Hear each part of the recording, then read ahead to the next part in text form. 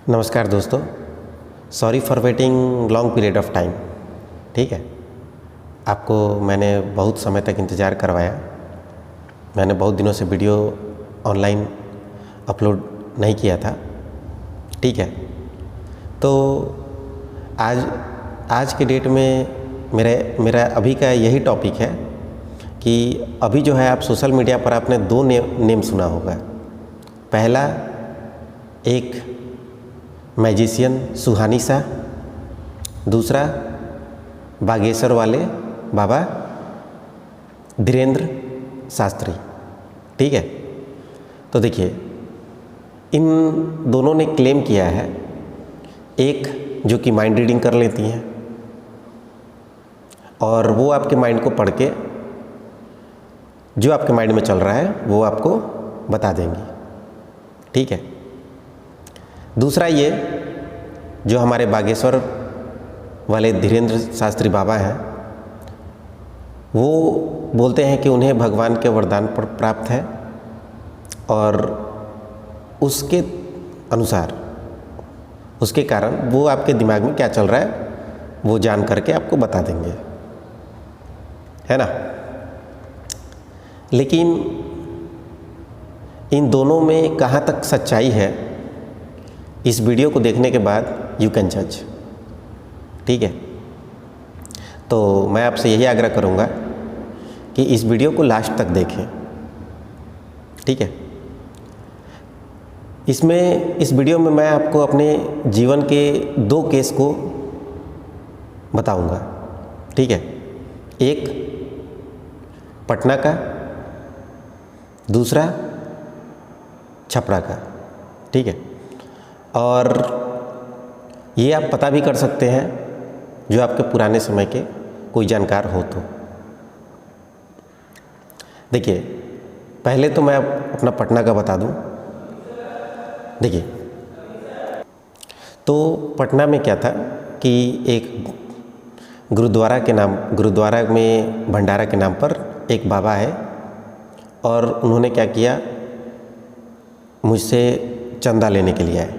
ठीक है, जब मैं अपना 11वीं-12वीं की पढ़ाई पढ़ रहा था तो वो क्या हुआ, फ्लैट में एंट्री कर गए।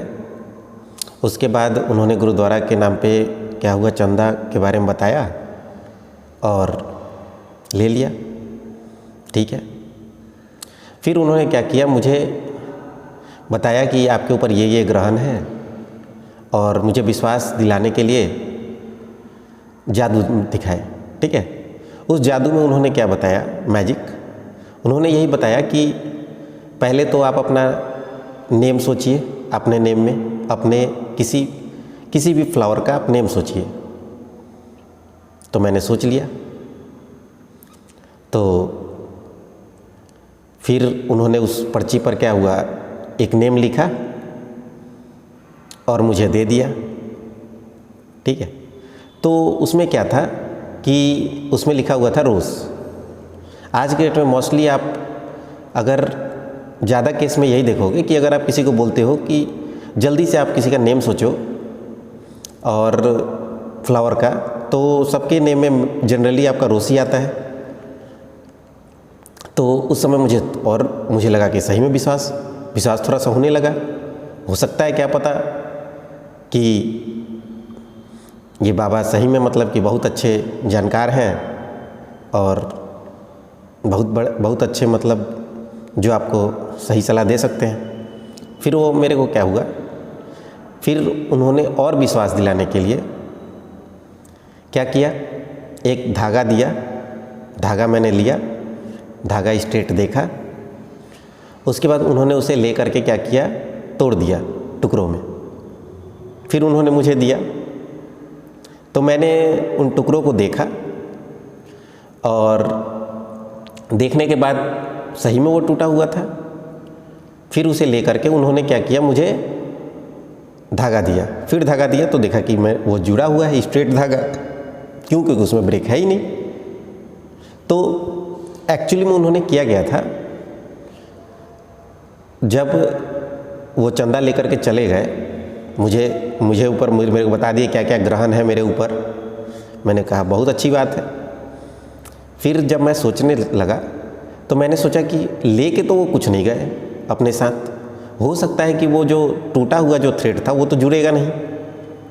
तो जब मैंने सर्च करना शुरू किया तो वो जो टूटा हुआ जो धागा था वो मेरे रूम में था।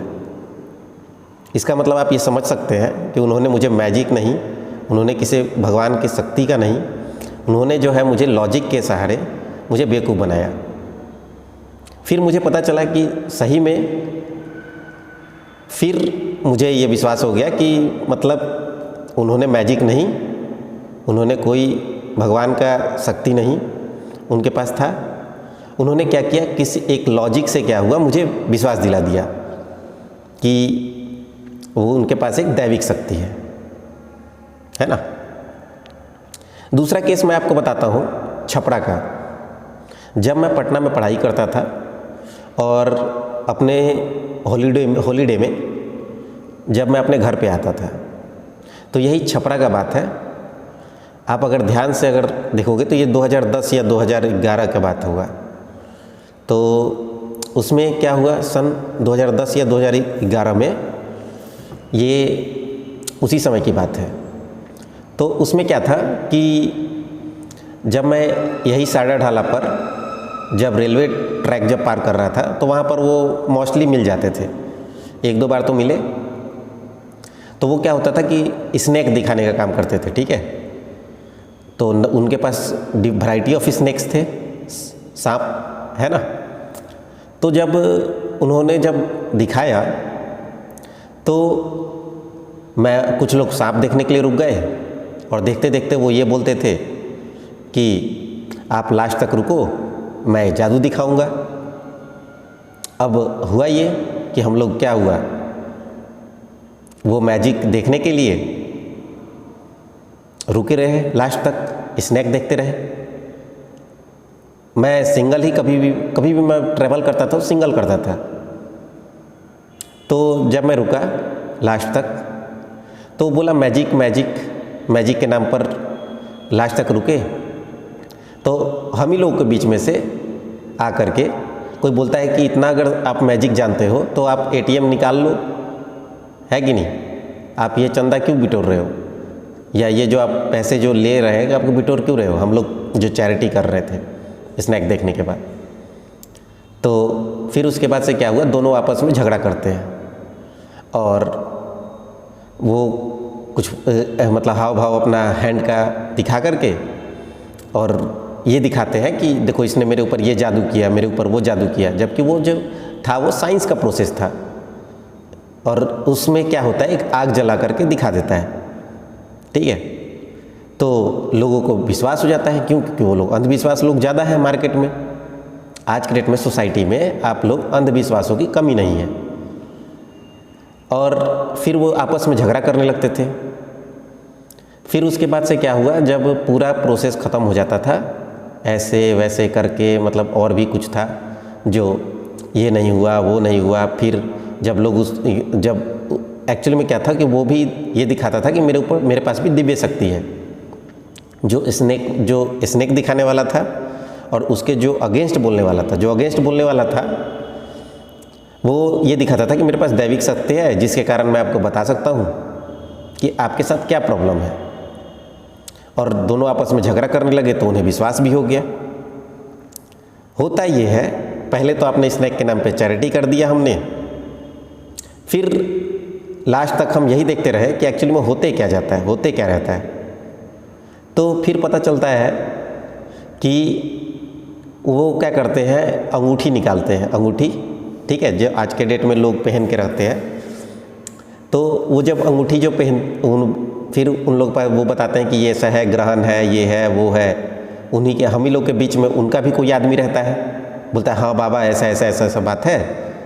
और जो उसमें से, मेरे कहने का मतलब है कि जो सोसाइटी के 4-5 लोग हैं जो पहले से ये चीज़ नहीं जानते हैं, क्योंकि वो जो रास्ता था वो हमेशा चलता फिरता रास्ता था, तो जो नहीं जानते थे वो फंस जाते थे। उसी में से 4-5 आदमी को विश्वास हो जाता था कि हाँ इनके पास जादू है, क्योंकि मेरे बगल वाला जो खड़ा है वो तो इन पर विश्वास कर रहा है। अब विश्वास करने का क्या मतलब होता है कि उनसे 100 रुपया 200 रुपया ऐसा ऐसा। आज के डेट में प्रॉब्लम किसके घर पे नहीं है ना? तो फिर अब यही समझने में दिक्कत होता है। फिर वो क्या करता है, रुपया दे करके अंगूठी लेकर के लास्ट में चले जाते हैं। तो इस तरीके से तो लोग बेवकूफ़ बनते हैं मार्केट में, है ना। अब बात करते हैं हमारे बागेश्वर वाले बाबा धीरेन्द्र शास्त्री का। इन्होंने बताया कि इनके पास दिव्य शक्तियाँ हैं इनके भगवान के द्वारा। और जैसा कि आप जानते हो कि ये जो इनका कार्य है, इनका पीढ़ियों बाई पीढ़ी चलते आ रहा है। तो इनके जो फॉलोअर्स हैं, इनके तो सो मेनी फॉलोअर्स होंगे। और फॉलोअर्स होने के बाद क्या है, जैसा कि जानते हैं कि बागेश्वर वाले बाबा का धीरेन्द्र शास्त्री जो बाबा हैं, उनका ये कार्य क्या है, पीढ़ी बाई पीढ़ी चला आ रहा है। तो वो बहुत सारे लोगों के बारे में जानते भी होंगे, बहुत सारे लोग उनके फॉलोअर भी होंगे, तो उनका नेटवर्क भी बहुत ज़्यादा होगा। तो हो सकता है कि जो इनके पास आता हो वो पहले से जानता हो, पहले से उनके बारे में वो जानते हो,